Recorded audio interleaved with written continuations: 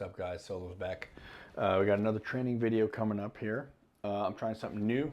I'm going to take this fancy little stylus and I'm going to scribble down on the screen as I go through this training video on rooftop practice. So run the video, then I'll freeze frame it, scribble notes, and talk about what I'm looking at and what I'm reviewing on my own training to get better and tweak things. And then we'll continue the video and compare contrast. I'm going to try and run one up top, one up bottom like I did before, but now I'll have scribbles and notes.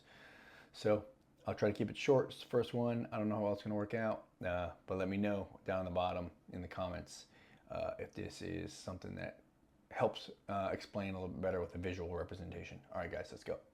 All right, so my first breakdown with the 5 things I want to be looking at. So we're going to be looking at number 1, bag orientation or placement.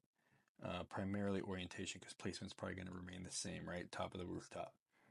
Number 2, we're looking at the shoulder connection. And then number 3 is going to go to all the way down to feet, where I'm placing them and how I'm orienting them. And then it's going to come down to, or back up to number 4, which is my elbow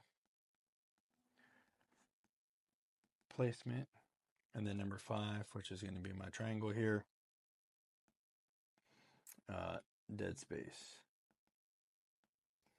All right, so I'm going to look at all these and see how they are affecting my ability to engage the target.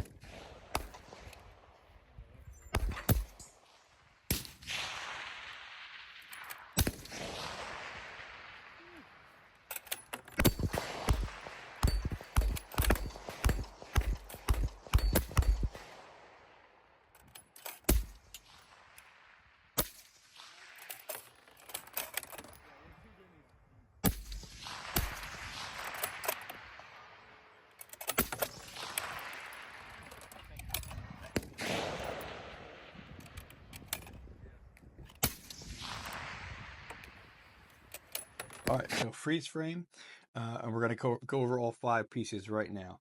Like I said, I'm trying to keep this short, but I want to be specific. Okay, so if we're looking at bag placement first, so we have, let me get the pen.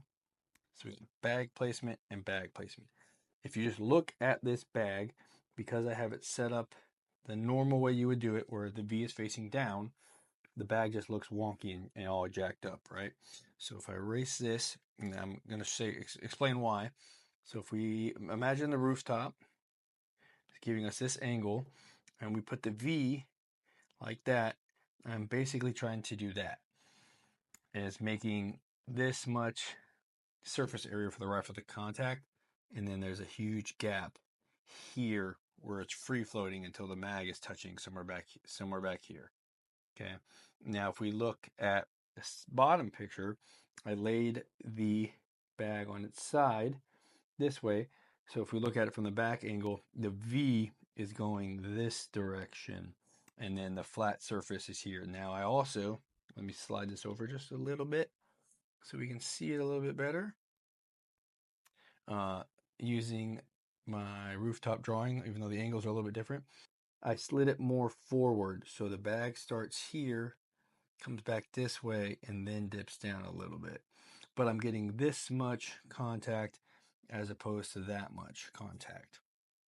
Okay, which is allowing me to get my non-firing hand and my rifle connected with the bag in a much more level position, which is reducing our vertical wobble here as opposed to here where it's probably more like that, nice and large. Okay, so now that I hit that up and was able to do that, that now allows us to do the next step, which is get a proper rifle to shoulder connection.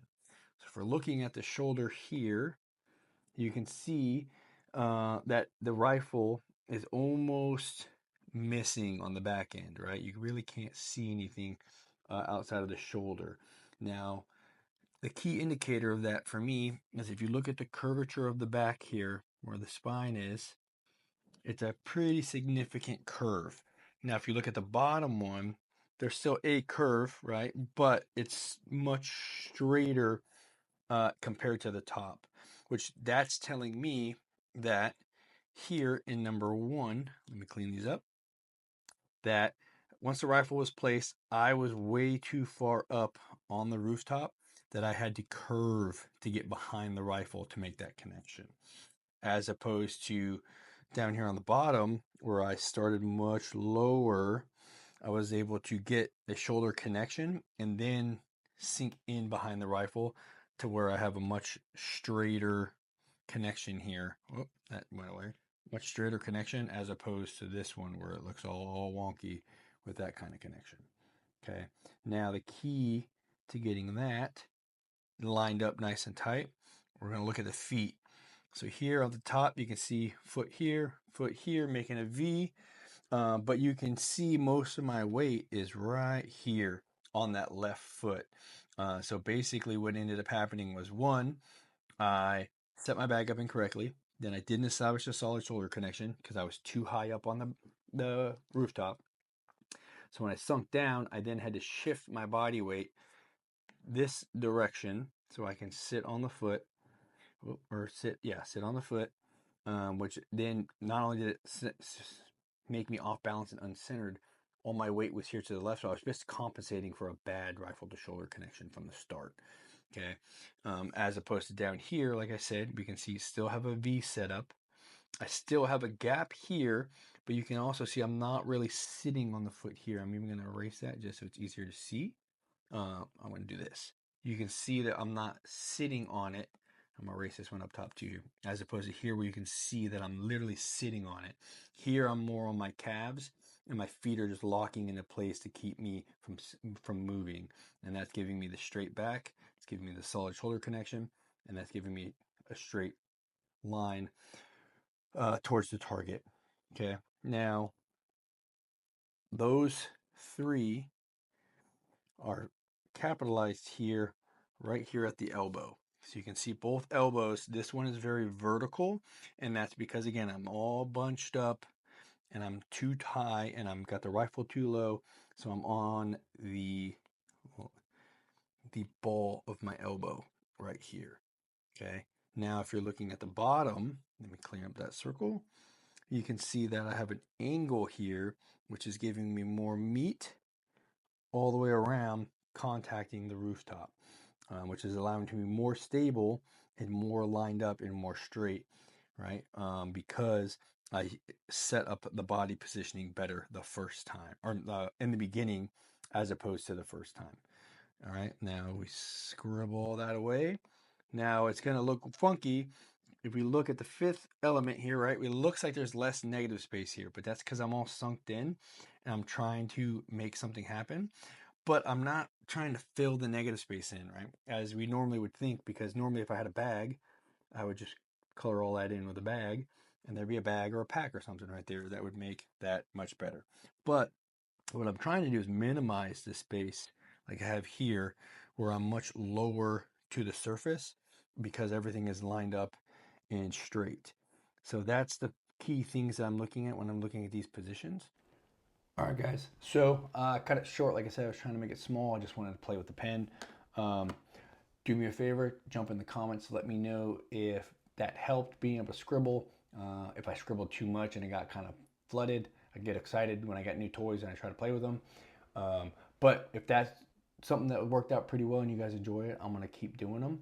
I might even go over some of the old stuff that I did and throw that on there just so it makes a little bit more sense as to what I'm talking about if none of that stuff was clear or made sense. Other than that, thanks for tuning in. Subscribe if you haven't already. Drop a like if you haven't already. Throw a comment in there if you haven't already. I'd love to hear what you guys think and what you guys have to say. And again, I threw a short up there. Let me know what you guys want to see, and I'll try to focus on that stuff, so then that way you guys can actually see, or I can actually produce what you guys want to see, as opposed to me just thinking you might like it or might not like it. And then I know I put it out there. The Stone Glacier pack review for the Kiowa 3200 is coming. It's taking more effort than I thought because I have to do a lot of takes because I like to mess up when I'm talking and fumble over my words. Other than that, thanks for tuning, guys. Later.